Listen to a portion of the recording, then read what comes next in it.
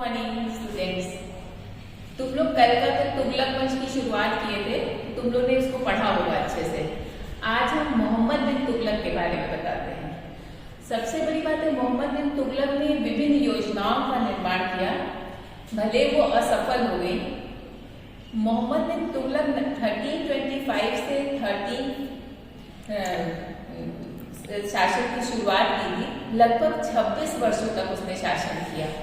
उसके समय में उसके शासनकाल में सल्तनत कालीन जो साम्राज्य था सबसे अधिक विशाल था, 23 प्रांतों में बटा हुआ था। वह निरंकुश राजतंत्र में विश्वास करता था। अलाउद्दीन खिलजी की तरह उसने भी धर्म को राजनीति से अलग किया, ये उसकी बड़ी विशेषता थी।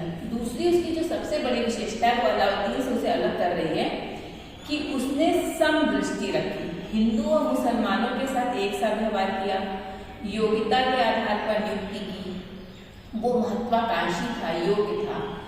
मलिक काफूर के साथ उसने साम्राज्य विस्तार को आगे बढ़ाया। वो जनता के हित में, और चूंकि वो साम्राज्य को विस्तार कर रहा है तो स्वाभाविक उसे धन की आवश्यकता पड़ती, तो इसके लिए उसने विभिन्न योजनाओं का निर्माण किया। वह एक ऐसा शासक है जिसके लिए इतिहासकार विभिन्न उपमाओं का उपयोग करते हैं।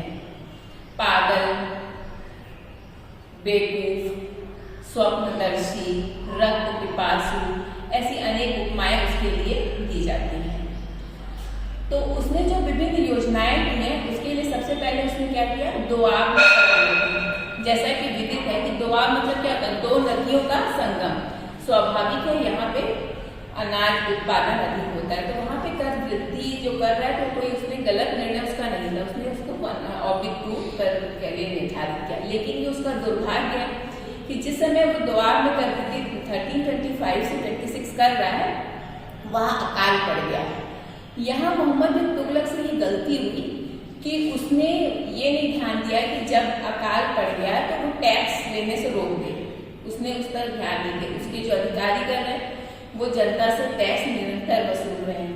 स्वाभाविक है इससे जनता में आक्रोश होता, वो नाराज हुई, उन्होंने खड़ी फसल में आग लगा दी और जो टैक्स अधिकारी हैं उनको मार डाला।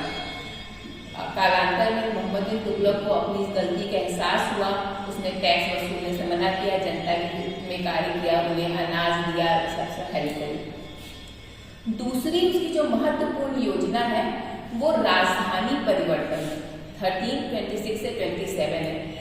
उसने दिल्ली से दौलताबाद, जो देवगिरी भी कहते हैं, इसको राजधानी परिवर्तन की। ये दक्षिण में स्थित है और ये साम्राज्य के केंद्र में है। इसके विषय में विभिन्न इतिहासकार अलग अलग कहते हैं। इसामी कहते हैं कि वो चूंकि दिल्ली की जनता से, वहाँ के अधिकारीगण से नाराज था, इसलिए उसने वहाँ की जनता को पनिशमेंट देने के लिए दौलताबाद किया। वैसे अधिकांश इतिहासकार ये कहते हैं कि नहीं, दौलताबाद सेंट्रल में था और चूंकि यहाँ पे मंगोलों का उत्तर पश्चिम सीमा प्रांत से हमेशा आक्रमण हो रहा है तो वहां से भी वो दूरी है। और दूसरा जो सबसे बड़ी बात है कि वो अभी दक्षिण में साम्राज्य विस्तार हो रहा है, तो वहां पे वो इस्लामी संस्कृति का प्रचार प्रसार कर रहा है और आर्थिक रूप से भी दक्षिण समृद्ध है, तो धन के लिए भी वो वहाँ पे अपने साम्राज्य का करें क्योंकि वहाँ से वो अच्छे से शासन को कर ले। तो इसके लिए उसने क्या किया, सराय का निर्माण किया। ये संस्कृत के 2 अभिलेखों से भी हमें ज्ञात होता है कि वो दिल्ली से दौलताबाद गया, लेकिन केवल अधिकारीगण को लेके गया और वो कुएं खुदवाए, पेड़ लगाए। ये हमें संस्कृत के अभिलेखों से भी ज्ञात होता है। पेड़ लगवाए, सराय बनाए, कुएं खुदवाए, ये सारी चीजों का वो ध्यान रख रहा है।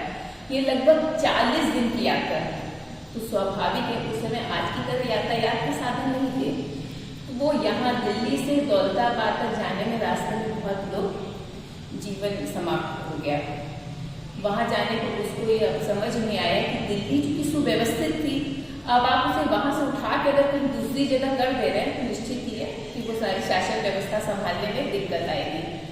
तो इससे सारी शासन व्यवस्था अस्त व्यस्त हो गई, दिल्ली बिखर गया। वह पुनः वापस 29 में वापस पुनः दिल्ली आ गए। इन सब में क्या हुआ, अर्थव्यवस्था पे बुरा असर पड़ा, शासन पे बुरा असर पड़ा, जनता उससे रुष्ट हो गई। अब उसकी चूंकि राजकोष खाली हो गए इन 2 व्यवस्थाओं से, तो उसने उसने तीसरा क्या है, सांकेतिक मुद्रा में प्रचलन। सांकेतिक मुद्रा में प्रचलन क्या है कि जैसे जो आपका रुपया चल रहा है, जो भी उस समय मुद्रा चल रही है उसमें वो परिवर्तन कर रहा है। उस समय ज्यादातर चांदी या तांबे की मुद्रा का प्रचलन था। तो अर्थव्यवस्था को मजबूती लाने के लिए और चूंकि वो से अभियान भी करना, सैन्य अभियान करना है, कार्य अभियान, सैन्य अभियान करना है, तो उन सब के लिए उसने सांकेतिक मुद्रा में परिवर्तन किया। ये कोई नई व्यवस्था नहीं थी, इससे पहले चीन में, ईरान में ये हुआ था और चीन में सफल भी हुआ था।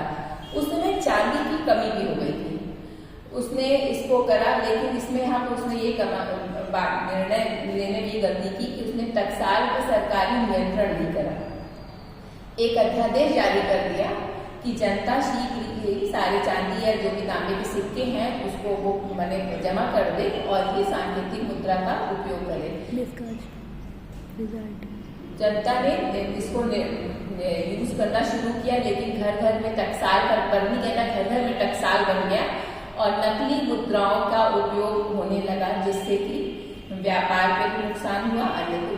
अंततः यह भी उसकी योजना विफल हो गई और उसने इसको निर्णय को वापस ले लिया और सभी को चांदी और तांबे के उसके बदले में पैसे दिए, रुपए दिए, जो कि अर्थव्यवस्था को नुकसान है। चौथी